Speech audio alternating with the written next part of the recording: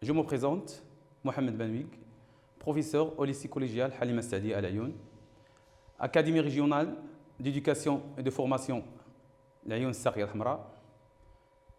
Mes chers élèves, restez chez vous.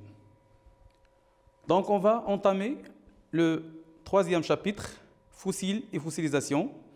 On va commencer par le plan de ce chapitre. Donc, le plan de ce chapitre, on va commencer, comme l'habitude, par une introduction, puis la première séquence, fossiles et fossilisation. La deuxième séquence, l'importance géologique des fossiles. Donc, on va commencer par une introduction.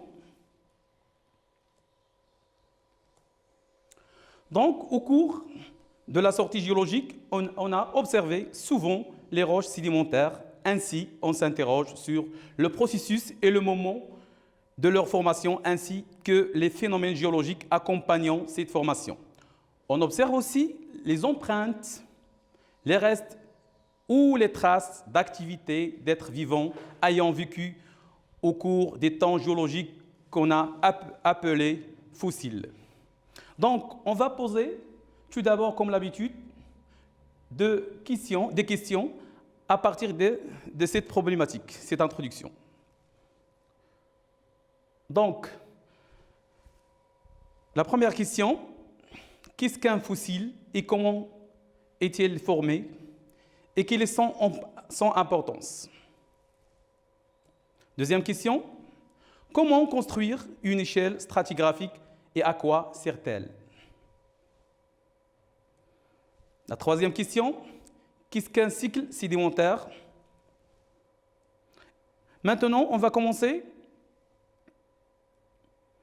la première séquence, les fossiles et les fossilisations. On va commencer par des documents qui montrent des fossiles. Un exemple, dents de requin, trilobites, comme vous voyez, 3 lobes. Trilobite, ça veut dire, et le corps est constitué de 3 parties. Squelette d'un dinosaure, empreinte de la plante, d'une plante,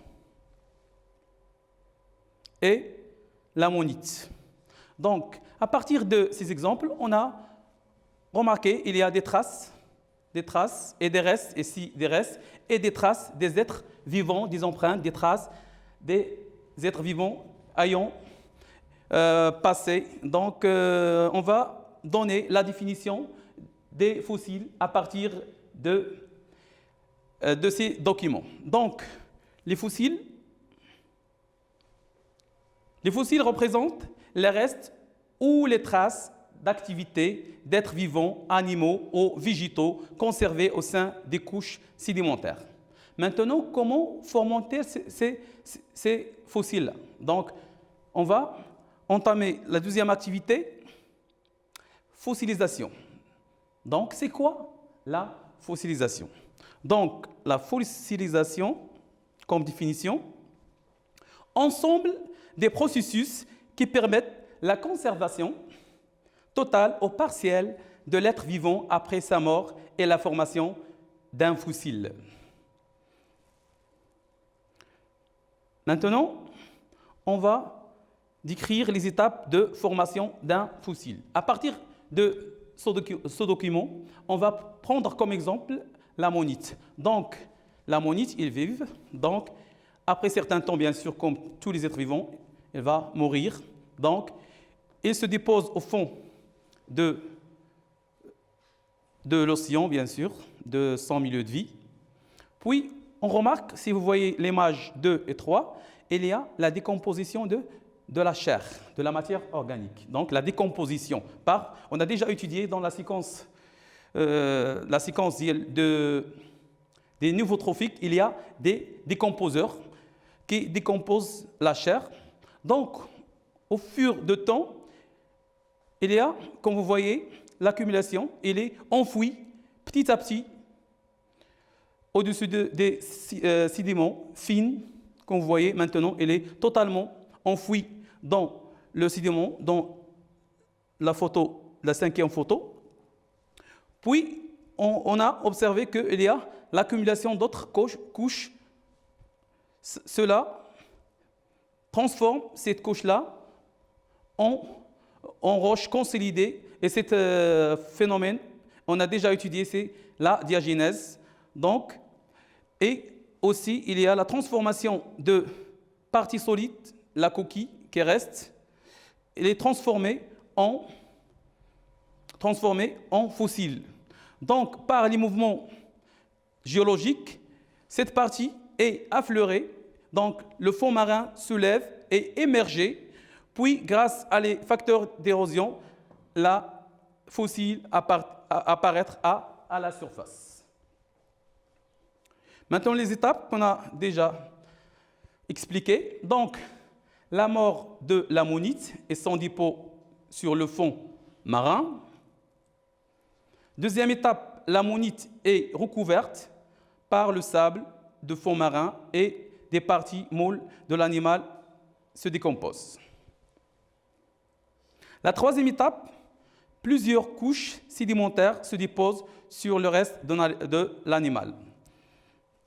Et la quatrième étape, l'érosion des roches sédimentaires et permet l'apparition de restes de l'ammonite à l'air libre. Maintenant, on va passer aux conditions nécessaires à la fossilisation. Donc, quelles sont les conditions nécessaires à la fossilisation? Donc, comme on a déjà expliqué, donc, première chose,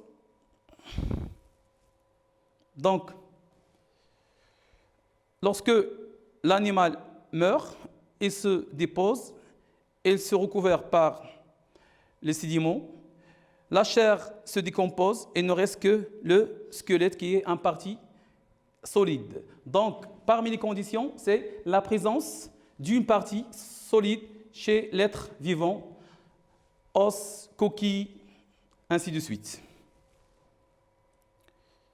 Donc, maintenant, les empreintes. Donc, une empreinte d'un dinosaure, donc pas d'un dinosaure, elle laisse une empreinte. Donc, le dinosaure laisse son empreinte. Donc, cette empreinte est recouverte par des sédiments. Donc, couvrée tout d'abord par l'eau, puis le sédiment. L'eau recouvre le sol d'une couche de sédiments.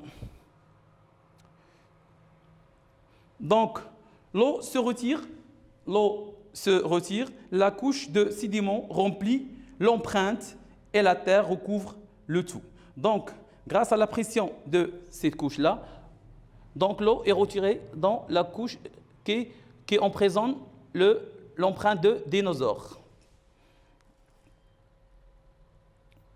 Donc, après certain temps, au fil du temps, parce que le temps géologique avec des millions d'années, donc un long temps, donc il y a les dégagements de cette empreinte par des paléontologues ou bien par l'érosion. Maintenant, la condition suivante. Donc, un fossile de bébé mammouth exposé dans le musée naturel des sciences de Budapest. Le corps qui est ici conservé presque intact. Donc, des chasseurs Russes ont trouvé ce bébé de mammouth intact. Il est âgé de 40 000 ans et exposé dans des conditions spéciales de température, de lumière et d'humidité. Il est couvert de poils, mesure 1 mètre, ses oreilles 17 cm et ses canines 6. Elle a été trouvée en Sibérie en 1977.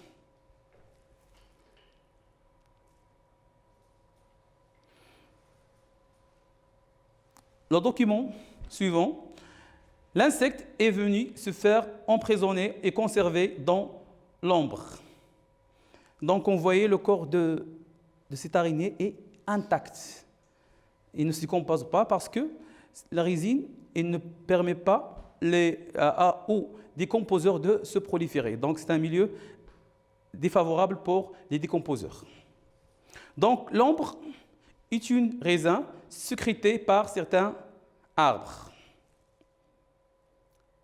Donc, la fossilisation nécessite les conditions suivantes. Donc, la présence d'une partie solide chez l'être vivant, os, coquilles, racines, dents. L'enfouissement de l'être vivant directement après sa mort pour éviter les facteurs physiques, chimiques et biologiques qui facilitent sa décomposition. Le fossile nécessite un milieu sans O2 et loin de facteurs physiques ou chimiques. Maintenant, on va étudier l'importance géologique des fossiles. Donc, on va commencer la première activité, les types de fossiles. Donc, on a deux types de fossiles.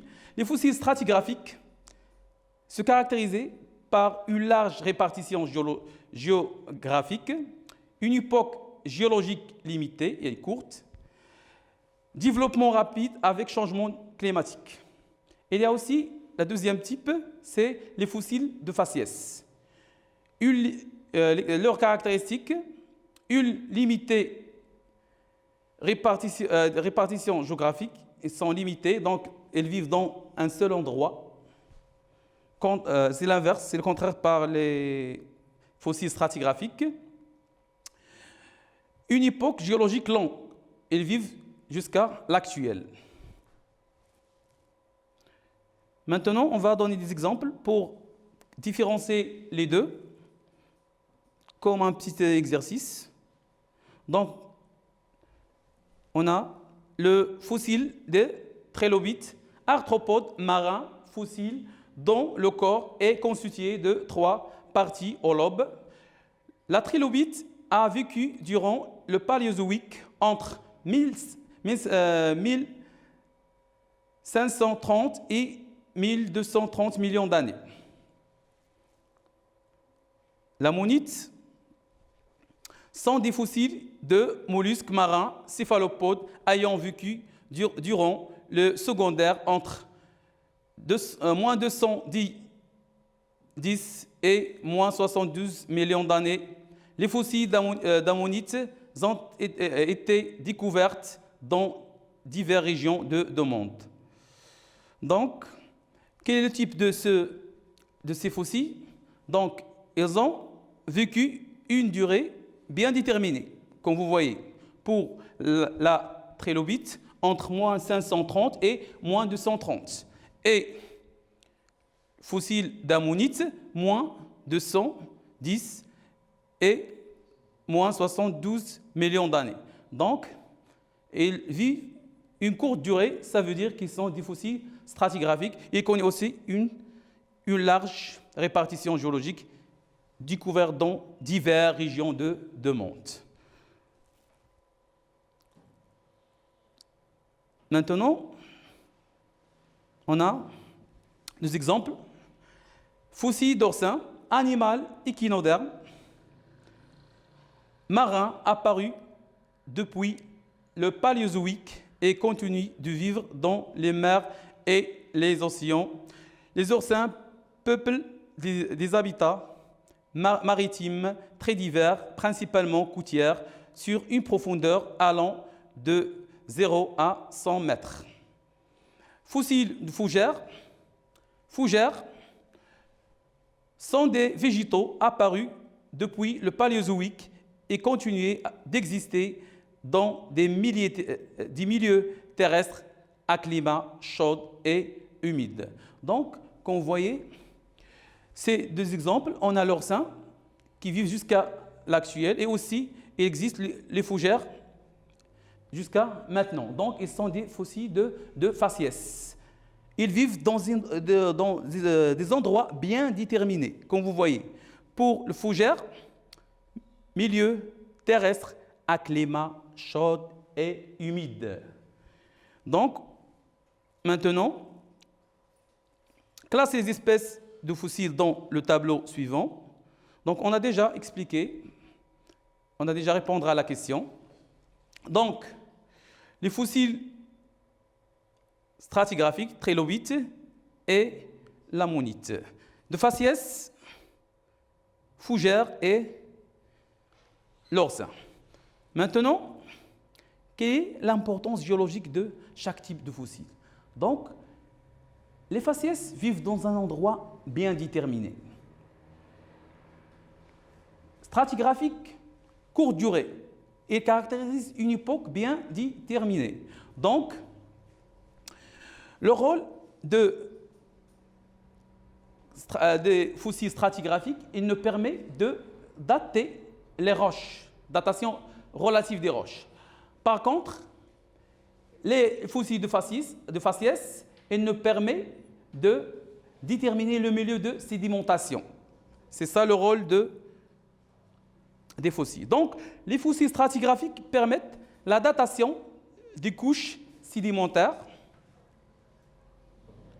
Les fossiles de faciès permettent de déterminer les milieux de sédimentation et la paléogéographie. Par exemple, si on trouve l'orsin dans un milieu désertique, ça veut dire quoi? Ça veut dire que cette région est occupée par la mer. Il y a plusieurs millions d'années. Les fossiles stratigraphiques permettent la datation des roches sédimentaires, comme on a déjà expliqué. Donc, comme résumé, on a les fossiles, donc répartition géographique, durée de vie, rôle. Donc, les fossiles stratigraphiques, on a déjà, et les fossiles de faciès. Donc, la répartition géographique, elle est large chez les fossiles stratigraphiques et, bien sûr, au contraire, limitée chez les fossiles de faciès. La durée de vie, elle est courte, époque géologique limitée pour les fossiles stratigraphiques, et longue, époque géologique illimitée pour les fossiles de faciès. Pour les fossiles stratigraphiques, absence d'homologues actuels. Donc, ils sont disparus. Donc, par contre, les fossiles de faciès, la présence d'homologues actuels.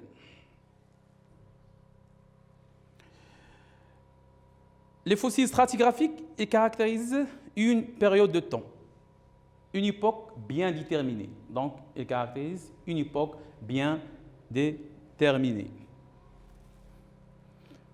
Par contre, les fossiles de faciès, ils caractérisent un milieu de vie. Donc, ils vivent dans un endroit bien déterminé. Le rôle des fossiles stratigraphiques, datation relative des couches des roches, bien sûr. Et les fossiles de faciès déterminent les milieux de sédimentation et les paléogéographiques.